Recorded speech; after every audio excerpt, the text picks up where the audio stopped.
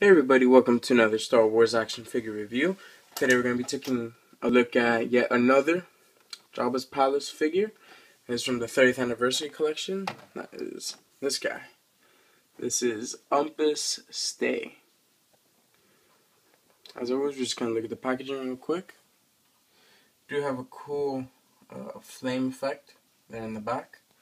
Up top you have the 30th anniversary collection, and you do have mock-up still, or a painting of Rev with Jabba's palace in the background, which is actually really cool because you don't really see him too detailed in the movie. Here you do have a movie still, which, like I said, you don't really get an entire glimpse of him. It is cool. You do have a character description here. If you want to pause it, you can take a look at, as well as an image of the figure.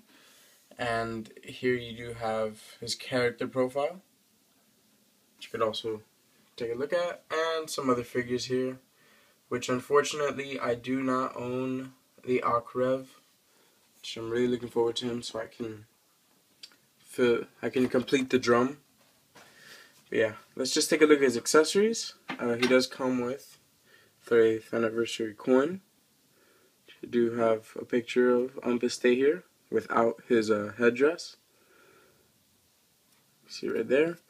And on the back you do have Jabba's insignia markings.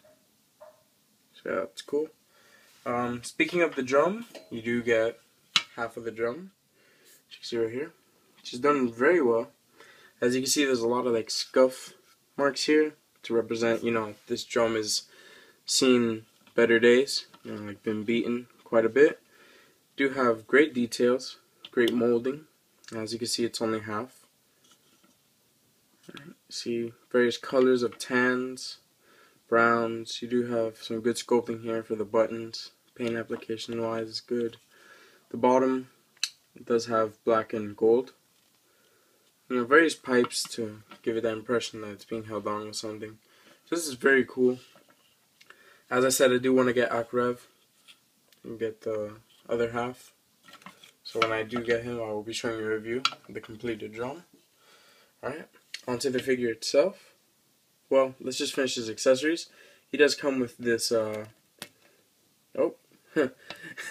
his wrist socket popped off. He didn't want to let go of it. As you can see, he does come with a drum stick. See, it's done pretty well. And some good molding, and the paint they did really well, especially on the end of the drumstick, which I'm just trying to focus in. Can't really see it too much with the light, but it does have details, some pretty good details that it's been used before, which is pretty cool. Yeah, his final headdress, his final accessory is his headdress, which is removable. It's sculpted really nice, especially when you have his head forward. See, it does flow over very well. And it's sculpted very nice. It's a good plastic, it's not that flimsy, soft plastic. And some various details. You can see right there. Put it back on him. Yeah, now on to the figure itself. One of my first complaints about this figure is that this figure is almost nearly impossible to stand up straight. Even with his articulation, which is pretty decent, you can't really get him standing the way you want to. You kind of want him like this, but he just topples over. It's because of the way they sculpted his legs, as you can see. He's more in this slouch position, which is even difficult to get him. You see, not too good, I just wish they would have had bendable knees. It would have made it much easier and get him in different positions. He's still a good figure nonetheless. Let's see, let's take this off so you get a better look at his head sculpt. Just let me use the drum to lean him on. Yeah, that's good. So you can see, very good details in the head sculpt. Now he is the same species as Barada and Cathaba. I think it's Klatooinian.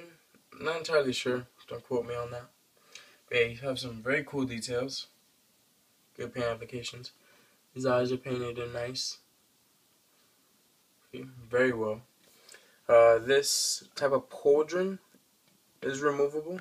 As you can see, you just have to pop his head off, but I'm not going to take it off. But it does have some very good details. You see silvers, blacks, the red fabrics are done very nice. His gauntlets, as you can see right here, have a tremendous amount of detail, especially for a 30th anniversary collection figure. As well as his chest plate, you can see it's done very nice with brown. As well as his belt, which the belt buckle is sculpted and painted in gold, and the pouch is done very well. On the back, not too much to say, but there is consistent detail throughout. His pants are done nice, except for the sculpting of his legs I spoke about earlier. And his boots are also done very well. So there's some brown. Yeah, this is a good figure. Quick run through of articulation. Now it is decent, but it's not the best. He does have a ball jointed neck. You can see. He has ball hinged shoulders, which, since this is removable, you can actually bend them up pretty far. It's actually really good. He has the unfortunate swivel elbows, which are actually pretty good. They don't like fall or anything. He has swivel wrists, which, as you saw previously, the wrist joints aren't that tightly locked in, so you might want to be careful with that. He has a swivel waist, swivel hips, and ball jointed ankles, which is good. It does help posability and standing the figure, but again, it's not too great. You know, you are very limited to the positions you can get him in. I mean, I think this is the best position you're gonna get him. Like right about there. Just give him back his drumstick. The hands are also molded nicely, before I forget to mention that. Which I'll show you right now after I put the drum stick on. You can see he has good sculpting for his fingers.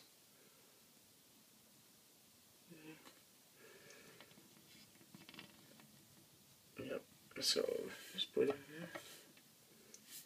So yeah, that's pretty much all I have to say about him. He's a good figure. I do recommend him, and I recommend you get Rev to complete the set.